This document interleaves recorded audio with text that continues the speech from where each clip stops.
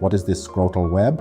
And how can we repair it during the operation, assuming that this is the natural form of the male organ, and this is the scrotum.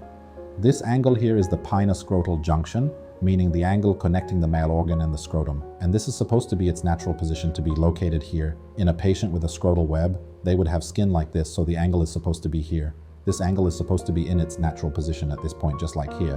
But what happened is that it shifted upwards, ending up here. What caused this to happen? It's because of malocircumcision. When the patient undergoes circumcision, the skin shortened and this angle moved, resulting in this shape. But ideally, this man, the angle should be here. Okay, so I don't want all this skin, I want to leave the organ in this form. What should I do? I'll open it here horizontally and close it vertically. This patient has a scrotal web, as you can see. The angle that connects the skin of the male organ to the scrotum is here, but it should ideally be here. So what does this angle do?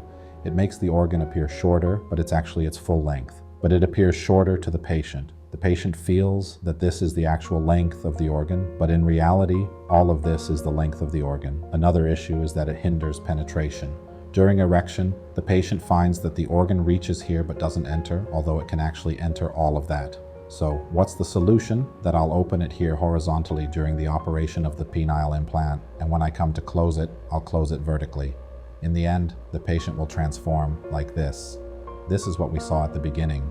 The angle is now here, while before the operation the angle was here, and he had some skin here that was bothering him. So this is one of the surgical methods. It's preferable that I open at the pinoscrotal junction horizontally and close it vertically because of the scrotal web. So each patient has their own circumstances, and what suits one patient might not suit another. For a patient, the scar between the male organ and the scrotum can be very distinctive. It could be normal for someone else, but for another person, it might be considered a flaw. For example, a patient with Peyronie's disease and severe fibrosis, they need to have that fibrosis removed or undergo grafting or any other procedure.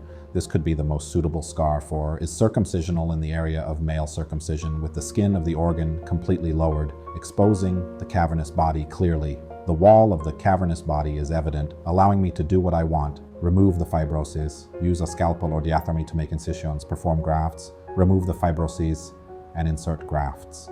This scar is distinctive, so each patient has their own circumstances, and what applies to one might not apply to another. It's not appropriate for me to claim that one scar is better than another. Everything has its advantages and disadvantages.